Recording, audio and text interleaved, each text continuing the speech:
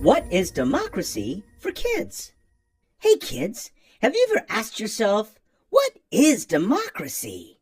You may have heard that term democracy.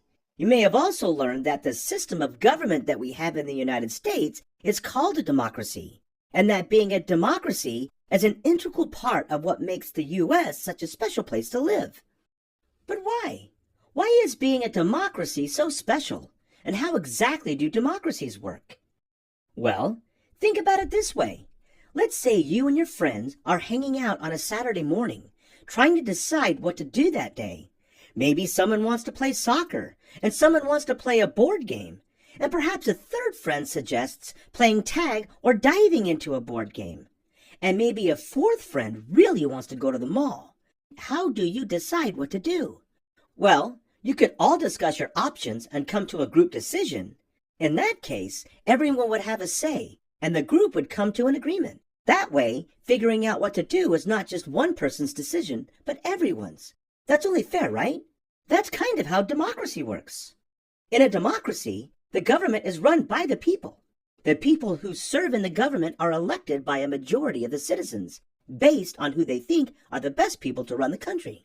In addition to the president, the representatives of Congress, and the senators, who are elected members of the national government, there are also many local elections, in which citizens of towns, cities, states, and communities elect mayors, state representatives, council members, governors, judges, sheriffs, and others. Elections happen all the time in a democracy, and the winners are determined by whoever gets the most votes. In the United States, everyone over 18 years old can vote for the various people who will represent them and their interests. While younger people can't vote, that doesn't mean you don't have a say. You can express your opinions to your parents, your friends, or your teachers. You can go to community events if there's something that you want to be changed or fixed. You can write letters to your representatives. You can protest in the streets for things you're passionate about. There are lots of things you can do. Just like everyone around you, in a democracy, you have free speech and can express your point of view so that people running for office can take into account what's important to you and those around you. Democracy can be best summed up in the phrase, one person, one vote, meaning that everyone's vote is as important as everyone else's. But in practice, there are different types of democracy. First, let's talk about direct democracy. In direct democracy, every citizen votes on nearly all critical decisions. Here's an example. Let's say someone proposes a tax on ice cream in your town. For every ice cream cone sold, the local government would get 2 cents to help pay for local town projects. Some people might be in favor of it, and some against it.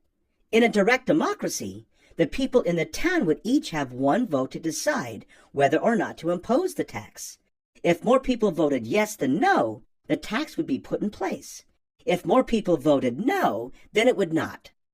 This form of direct democracy was widespread in ancient Greece, where democracy was actually born.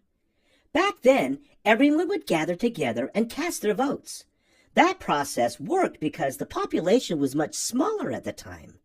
These days, with so many people, direct democracy is much more difficult. Can you imagine getting all 150 million people to vote at the same time for every little decision that needs to be made about the country? That would be almost impossible. This form of democracy is also sometimes called a democratic republic. In this type of government, people elect representatives that have the same opinions that they do in hopes that their interests will be reflected in the decisions made. The United States is a democratic republic. We elect people to vote on our behalf in Congress. Let's go back to our ice cream tax example. In a representative democracy or a democratic republic, each citizen wouldn't vote on whether the tax would be imposed, but instead, their representatives would do it. So the people that the citizens elected would make the final decision about the tax. In your school, you may see both types of democracy in action.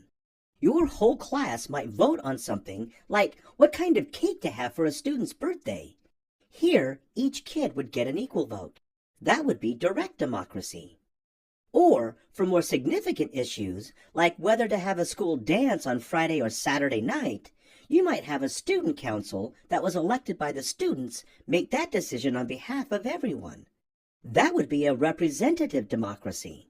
In both forms of democracy, everyone gets a voice. That equal vote is the unique thing about this system of government. So, what are some of the other common characteristics of democracies? In all democracies, there are free elections.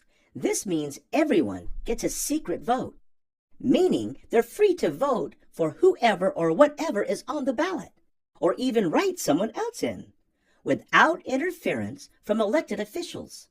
In the United States, you must be 18 years old to vote. Democracies also feature something called majority rule. In majority rule, whoever gets the most votes wins. When representatives do the voting, whichever group gets the majority wins. Majority means more than 50% or half of the votes. In the United States system of government, representatives are not allowed to vote to change our individual rights. We have the freedom of religion, for example. So representatives can't vote to change that or other personal freedoms in our Constitution. Most democracies also have term limits, meaning someone can't rule forever. The U.S. president can only serve for 2 terms. In some states, there are other rules about how long people can serve. Also, in a healthy democracy, every elected official is bound by something called checks and balances, meaning they can't abuse power because others in the government are making sure they don't. Finally, every democracy is made up of citizens.